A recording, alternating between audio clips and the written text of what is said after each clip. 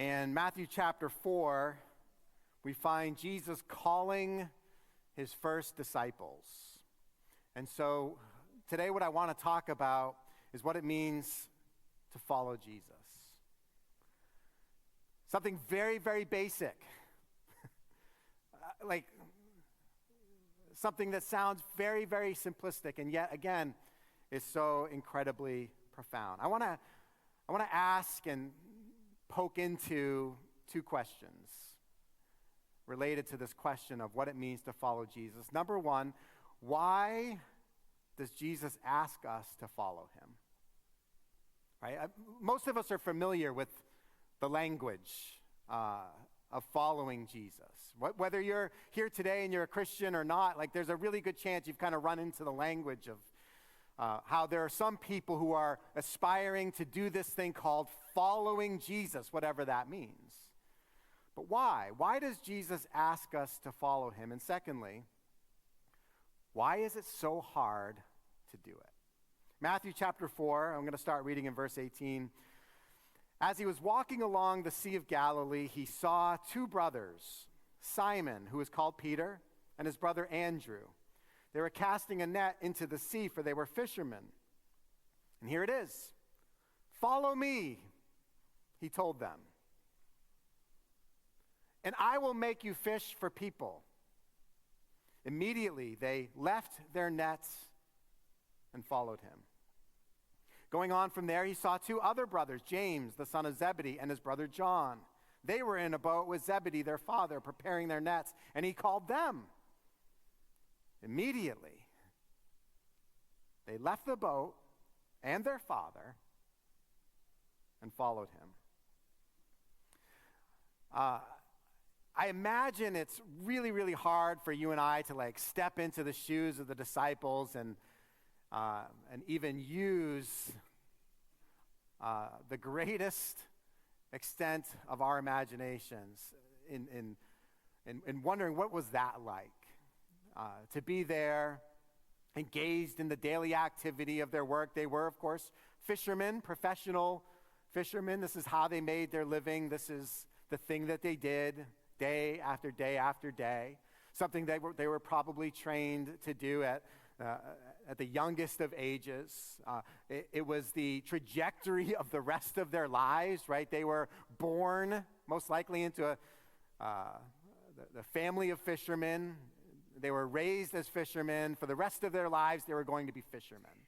And so there they are. Again, just a day like every other day, except that Jesus, whom we expect they had some interaction with. If you read John's gospel, you'll find that this is probably not the first time that they've laid eyes on Jesus or interacted with him. But at this moment, something very, very particular happens, and that is Jesus calls on them to follow him, and they do. But why? Why did Jesus ask them to follow him, and why, by extension, do we use the language to describe our own lives with Jesus as following him?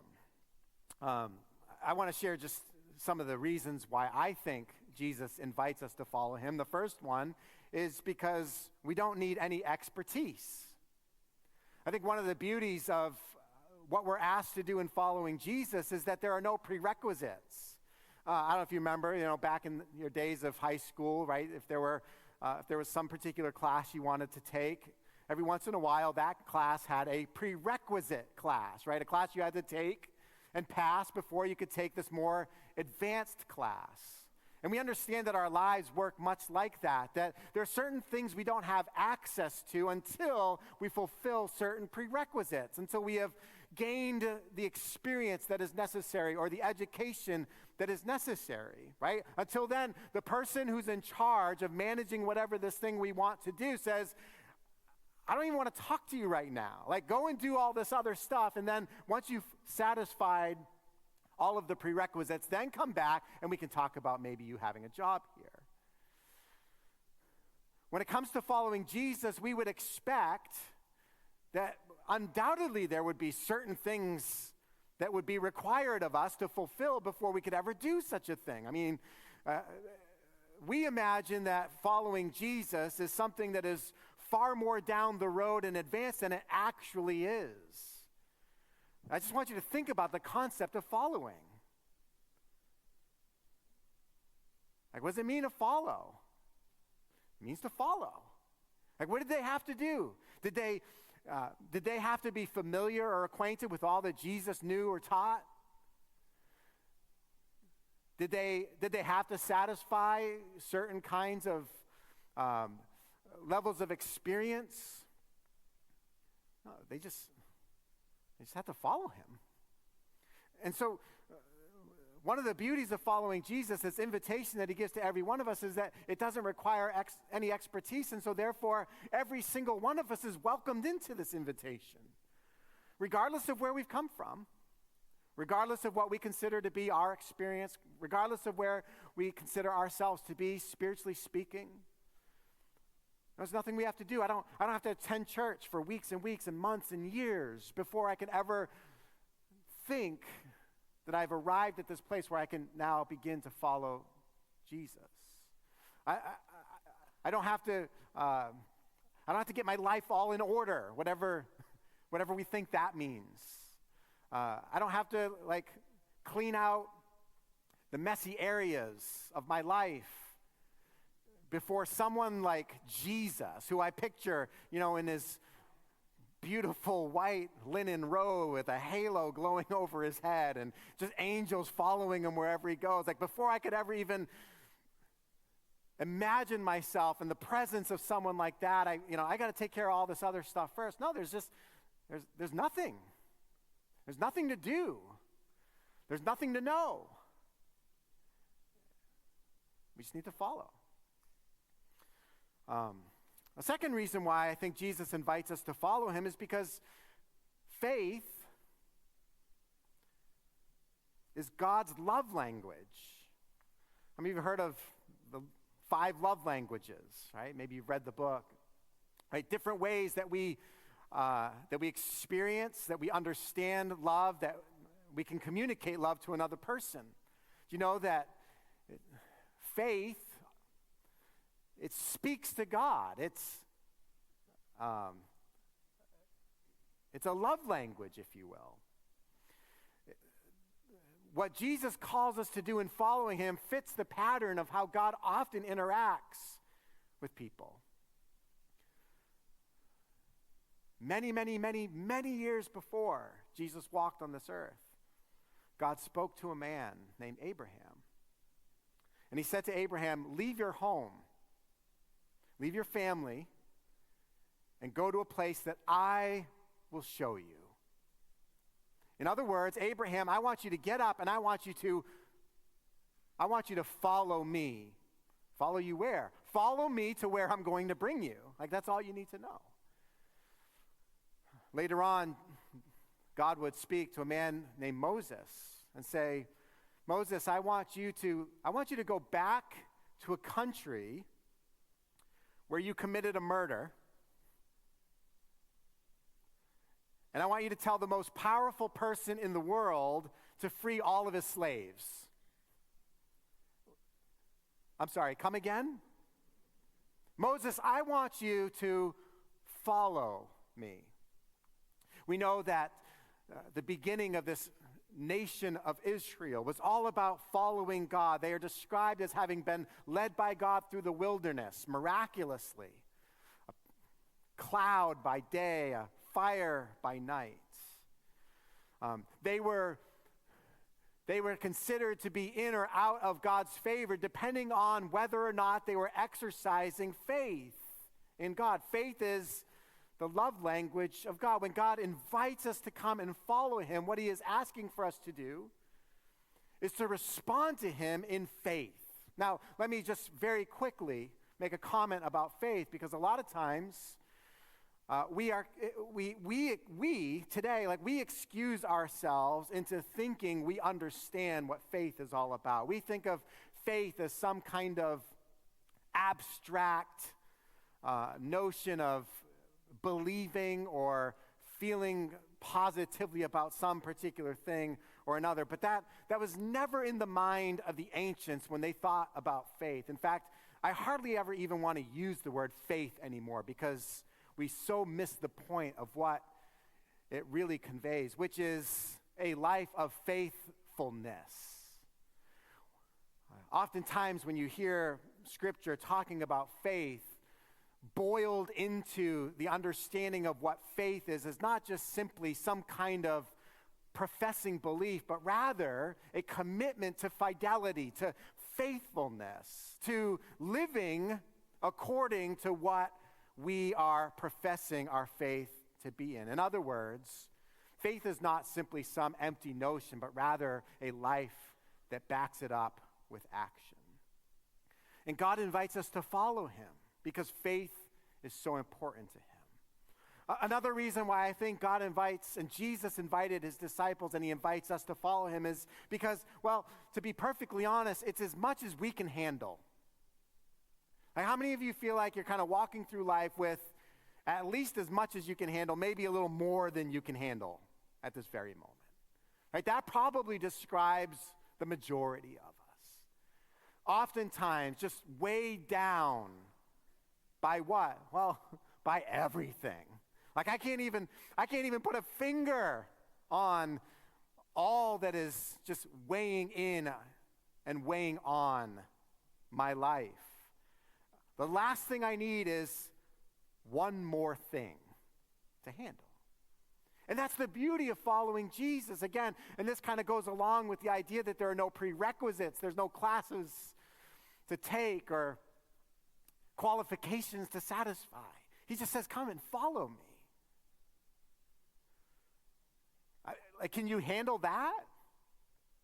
Could I handle following Jesus? I love that what Jesus doesn't do is he doesn't look into our eyes and say, well, here's the goal that I want you ultimately to attain, right? Where he like looks forward into your life. Like he takes all of our resources. He takes all of our experience. He takes all of our potential, right? And he mixes it up and he says, here's what it would look like for you to come to the end of your life, having lived a life that is successful in my eyes, right? And he puts that in front of us and says, all right, that's what I want you to become. If he did that, most of us would be like, ah! Right? I mean, like freak out. Because the imaginations that God has for every one of us they're far more overwhelming than any of us could actually begin to bear. And so he doesn't do that. He doesn't say, here's the end of what I want you to become, or what I want you to do, or what I want you to accomplish. It's not that he doesn't know. But what he does know is he knows you, and he knows me. And he knows that the extent of what you and I can handle at this very moment is something like following him right now. Following him today, making the decision that, like, I don't know what's going to happen tomorrow. I certainly don't know what's going to happen next week. But I'm not responsible for that. What I'm responsible for is following him today. And then finally, I think Jesus invites us to follow him because, well, we can always say no.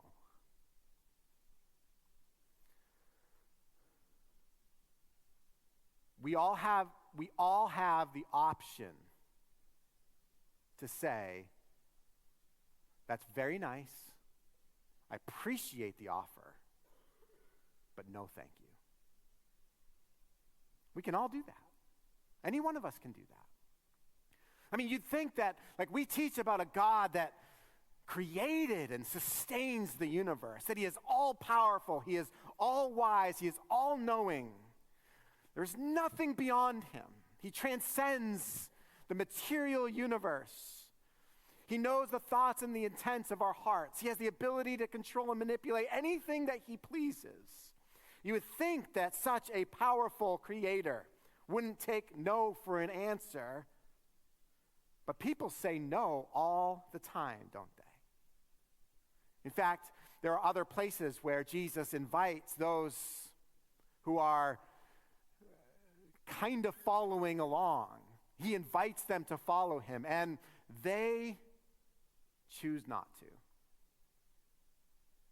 But the disciples here, at least in the instance of such people as Peter and Andrew and James and John, they didn't say no. Now, why? If God gives us, if he empowers us with the choice to either choose to follow him or choose not to follow him, why did they? Well, I think it's pretty simple. I think it's pretty basic. They chose to follow Jesus because, well, they believed that Jesus had something better than what they were going to be asked to give up. Right? Like that's what it all comes down to is when Jesus makes the invitation for them to follow him,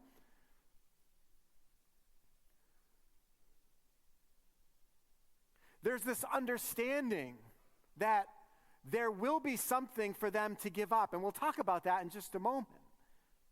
But the reality for them was that what they were asked to give up paled in comparison to what Jesus offered them in its place. So I think those are some good reasons why Jesus asks us to follow him. Now, the second question we want to tackle is, why is it so hard to follow Jesus? Right?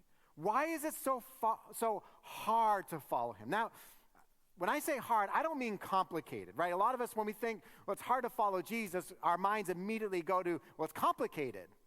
Like, you got to join a church, right? You got to sign up for all the doctrines and the things that the church believes, and I gotta do this and do that, right? We think of all the religious requirements that would necessarily come into this thing of following Jesus, and we complicate it. But when we talk about it being hard to follow Jesus, I certainly don't mean that it's complicated, because it's not complicated. It's actually simple.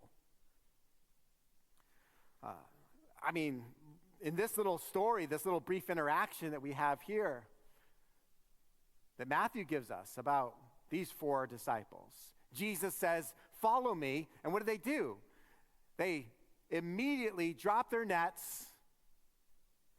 They, in the case of James and John, left their father in the boat, and they followed Jesus. Is that complicated? It's not complicated. It's simple. So that's not what I mean by it's hard to follow Jesus, right? Because it's not complicated, it's simple, but it's also not easy. It is, in fact, hard. Again, immediately they left their nets and they followed him. That was hard. Now, some of you don't fish. Some of you don't like the smell of fish. Some of you know that the job of the fisherman is pretty nasty. And so, like, you're thinking, what's so hard about that, right? Like, somebody offers me a new job and gets me out of the job of fishing, sign me up, right? I mean, think about what it meant for them to have to leave. The first reason why I think it's so hard to follow Jesus is because following means we have to get up and go, right? We have to get up and go. And let's be honest. You know what's easier than getting up and going? That's right. Staying. It's easier to stay. Not only is it easier, it's less scary to stay. It's way less scary for you and I to continue on living our lives as we are than it is for us to embrace the radical life that Jesus is inviting us to. Way less scary. Again, I get it. They're fishing for a living. I mean, you could barely get to something that was lower, more mundane than that. But I'll tell you, for them, it was far less scary for them to continue on than it was to get up and go. I know some of you are feeling, Josh, my get up and go has got up and went. Right? And despite the fact that they were likely far younger than a lot of us are, I mean, a lot younger than I am, a lot younger than some of you all are.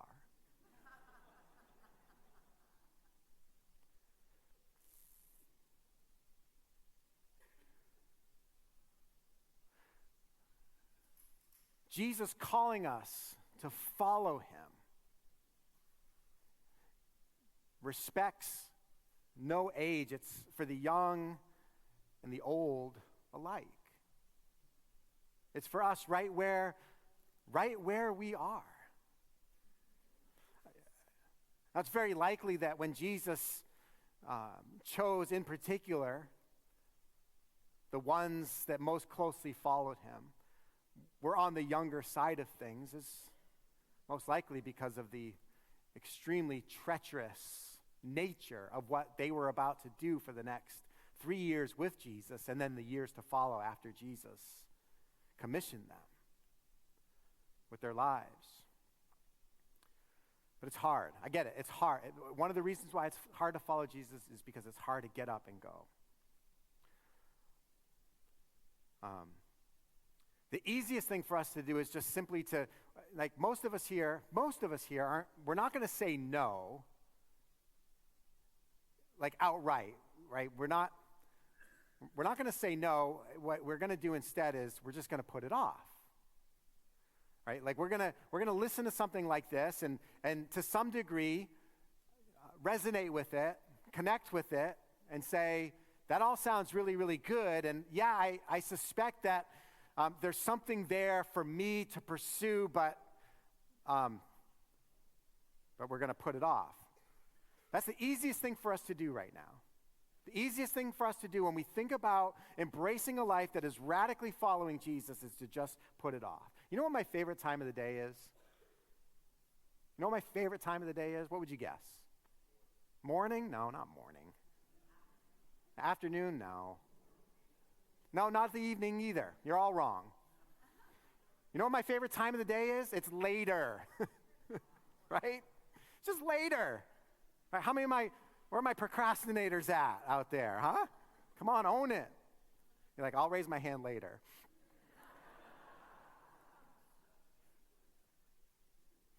How many of you were kids at some point? Anybody? How many of you loved when you were busy doing something, mom or dad or some other adult asked you to do something? And what's their expectation? They want you to do it now, right? When do you want to do it? You want to do it later, of course. Right? Later's awesome. Isn't it? Right? Because, you know why? Because later's not no.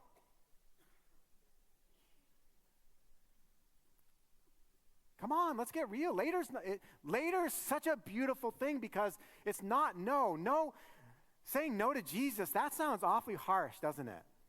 Like, who's going to do that? Jesus walks into the room right now, right? Looks you dead in the face and says, I want you to follow me. Like, who of us is going to say no to that? But later's awesome. Here's the problem, though, with putting it off.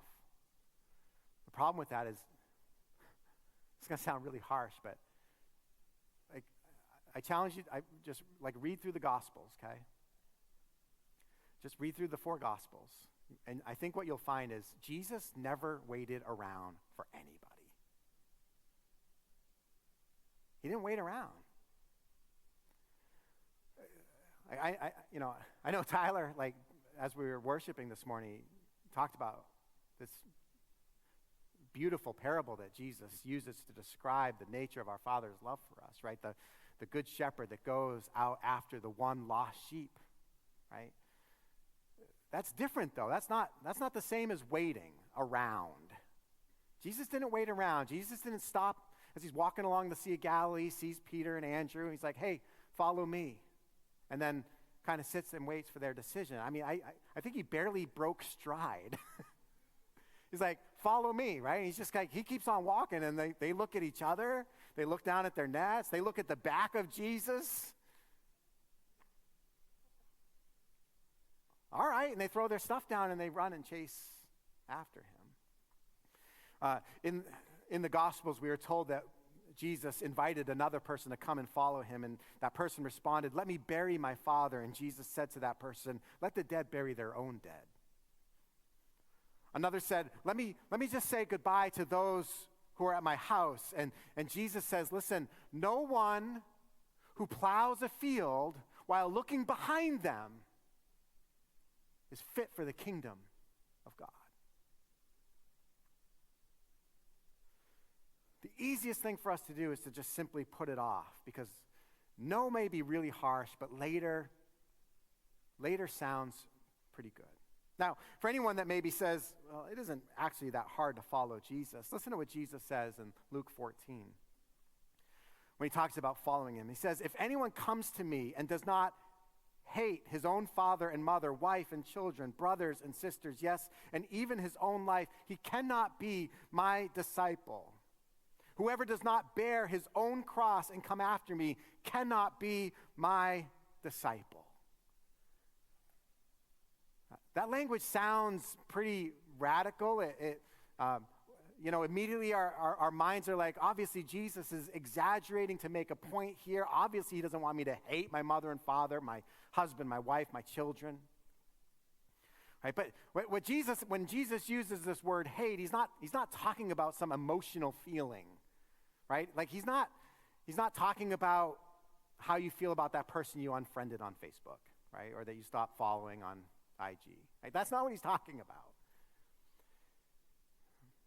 Jesus uses the same word when he says, no one can serve 2 masters, for he will love the one and hate the other, right? That doesn't mean that when you and I are divided between 2 places of employment, that like we are required necessarily to hate, like to have this emotional, this deep, resigned feeling of hatred toward one in order to embrace and love the other. No, what he's talking about is choice. He says, it's illogical to think that you can serve 2 masters, for you will undoubtedly choose one or the other. You know, we live in a world that we love both and, don't we? Man, both and has risen to such popularity. Is anybody else tired, like sick and tired of hearing both and? It's not either or, it's both and. Like, okay, well, that may be true in some places, but when it comes to following Jesus, like either or doesn't cut it. I mean, both and it doesn't cut it. Like this idea that I'm gonna both follow the heart of Jesus while I'm gonna follow my own heart as well. Jesus isn't saying, when he says you cannot be my disciple, he doesn't say you may not be. He doesn't say, listen, you're not allowed to be my disciple. Like he's not forbidding us from being his disciple because we have made this choice on our own accord. What he's saying is like, it's just, you can't be. You can't be, right? Anybody ever ask you like, hey, can you grab me the milk out of the fridge? And you said very smartly, I sure can. Right? Like, yeah, I'm able to grab the milk, right? And then you're forcing the person to say, will you grab the milk, right? Right? Because we're so mature. Jesus isn't saying you may not be my disciple. He's saying you can't be. Like, he understands it doesn't work. Like, what he's not saying is this. He's not saying, listen, if you don't choose me, that is, if you don't choose to love me, then I'm going to leave you. Jesus has never said that to anyone. But here's the truth. What he is saying is, if you don't love me, if you don't choose to love me, you're going to leave me. And so here's our second answer to why it's so hard to follow Jesus. That is, following Jesus means leaving something else behind. Right? Like that's what happens when we get up and go, right? We necessarily have to leave something behind. What did those nets represent to Peter and Andrew and James and John? Did they represent the status quo? Did they represent safety, security? Did they represent things like familiarity or strength or their own livelihood? How many of you, like sometimes you try to carry in too much stuff from your car into the house, right? You go to the grocery store. You want to take fewer trips, right? I do this all the time. Like every morning, because I'm stupid, I walk into this place, right? I have a backpack, so that's helpful, right? Sling the backpack on my back, but then I've got my one or two smoothie cups, I've got my couple bananas, I've got books maybe and some other things, right? I mean, I look like this overloaded mule that's trying to make the journey of about 17 feet from my car to the door. Why do I do that? Right? But that's exactly, like, I'm painting that picture for you because that's what we look like. When we try to embrace what it means to follow Jesus while all along, instead of leaving behind what we're called to leave behind, no, we're just trying to gather it up. We're going to bring it along with us. Following Jesus means leaving something else behind. So we have to ask ourselves this question: what do you want more? What do I want more? Do I want this, whatever this is that Jesus is offering to me, or do I want the things that I will necessarily have to leave behind? And then the third reason why it's so hard is because following Jesus is like swimming upstream for the rest of your life. And anybody, you go to a church where like they talk about how easy it is to follow Jesus, then I just encourage you to hightail it right out of there. Because it's not. Following Jesus is like swimming upstream for the rest of your life. Why is that? Well, it's because he's actually moving in a direction that opposes nearly all the other forces that are at work in this world. Right? Jesus is not like, when you think of Jesus, I don't want you to think of like hippie Jesus that's just kind of like going with the flow, you know? Like, here we go, just maintaining whatever like the status quo is and going along to get along.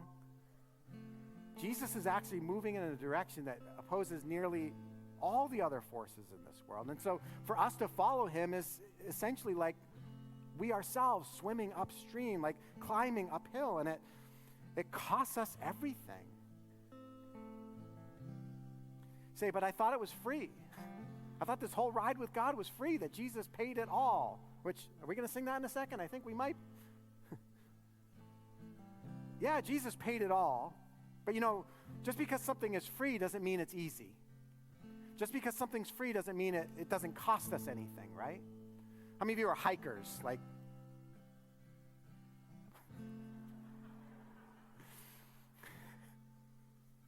this is the best church ever. Come on, how many of you are hikers? And how many of you are any hardcore hikers out there? Yeah, a few of you. Anybody have a dream of climbing Mount Everest? That's probably maybe a little beyond the scope of like most of us, but like some people aspire to do that. You know what it costs to climb Mount Everest? I looked it up yesterday. Somewhere between, like estimates are somewhere between $30,000 and $160,000 if you want to go and climb Mount Everest. Average cost, $50,000, okay? Now, just imagine somebody said to you, hey, I know you love to hike. I want to bless you with this gift. I am going to pay all of the expenses for you to go and climb Mount Everest. They make it, quote unquote, free for you. Does that mean that climbing Mount Everest isn't going to cost you anything? Does that mean that it's going to be easy? You see, some things, yeah, they're free, but free doesn't always mean easy. And so I think these reasons why it's so hard oftentimes for us to follow Jesus, it explains why, well, let's be honest. It explains why some never start. You know, you may be here this morning and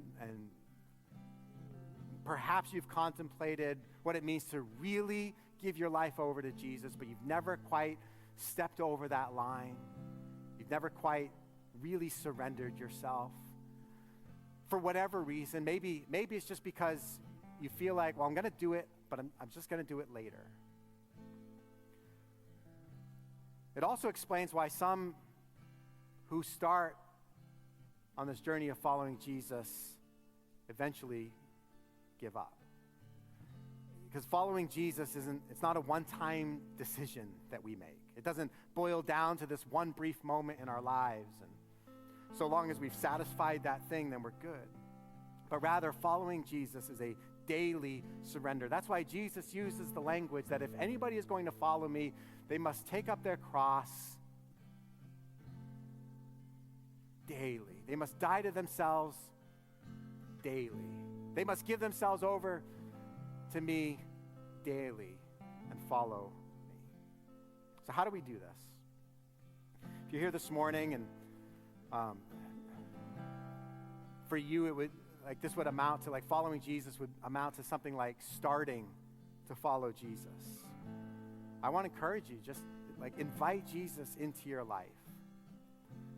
Get baptized. We have this very ancient tradition of baptizing people into the family of God, where a person goes under the water and rises up again as a symbol of their having abandoned their old lives and being raised to a new life in Jesus. And it's sort of like an initiation into the family of God. If you've never been baptized, I just encourage you, reach out and tell us, I want to begin following Jesus. And one of those things that I feel like I really need to do is I need to be baptized. Immerse yourself into the life of the church. Don't be a stranger. Don't even just be a casual attender, but instead, see what is going on here as this is the family of God. This is God's people. This is others that are following Jesus, that are on that path. And guess what? You don't even have to walk alone. We get to walk together. Maybe you're here this morning and at some point in your life you did begin following Jesus, but if you were honest, you'd say, my walk with Jesus has grown a little cold, or maybe it's grown a little distant. If that's you this morning, I just want you to think about, what is it that you have fallen more in love with than Jesus, right? Just because we lay down our nets doesn't mean that, there isn't a part of our hearts that at some point down the road might grow reattached to those nets that we left.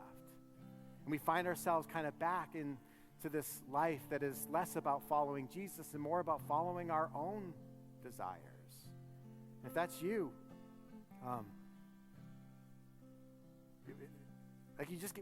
you got to get back to the fundamentals. That's again, it's not complicated. It's easy. We got to get back to the basics. Jesus said to the church at Ephesus in the book of Revelation, he said that they had left the first love that they once had for him. And he said to them, repent and do the first works you did. Do what you did at the beginning.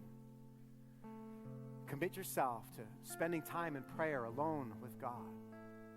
Say, I don't really feel like it. I don't care if you don't feel like it. If you want to follow Jesus, then you have to do it. I have to do it. I can't follow Jesus and not be committed to spending time with him. Read the Bible. Listen to the Bible. Do whatever you've got to do to get the Bible, God's word, into your heart. Practice other spiritual disciplines. Commit yourself to a time of fasting, a fasting in prayer. Doing something that's going to maybe reignite what has grown cold or distant in your spiritual life. Invite somebody over to your house that you haven't connected with for a long time and have a real spiritual conversation. Like, have real fellowship. So just before we share communion together, let me just close with this question. Like, what would happen? What would happen if you and we laid down our nets? What would happen if we embraced the call of Jesus to come and to follow him? Before Jesus showed up, Peter and Andrew, they probably never imagined a life beyond the fishing village that they lived in. Same with the other fishermen. But after Jesus intersected their lives, they broke through the boundaries of their tiny little minuscule worlds that they were living in and became people who changed the world. And Jesus wants to do the same in you and me. And no, it might not look the same as, we might not be the ones that are going out from country to country, starting churches and doing all these incredible things. But that is far less the way God works in those that are truly living out a daily surrendered life to him. Like, serving God, following Jesus it looks a lot less like if you had $1,000 to give away every once in a while, you gave that $1,000 and with all kinds of hoopla and fanfare. Like, it looks a lot less like that every once in a while and a lot more like taking that $1,000 and breaking it down into dollar bills or quarters and over and over and over and over and over again in very little, oftentimes unseen, yet still sacrificial ways, serving others, meeting the needs of those that come in and out of your life. Looking to God and saying, God, how do you want to use me? How do you want to employ the various facets of my life for your honor, for your glory, and for the flourishing of those around me? How do you want for me to grow in my love for you, and how do I express a real, profound love for others? Come on, what would happen? What would happen if half of us laid down our nets, like really laid them down and said, Jesus, I'm tired of holding back. I'm tired of reserving. I'm tired of putting off. I want to follow you. I want to follow you with all my heart.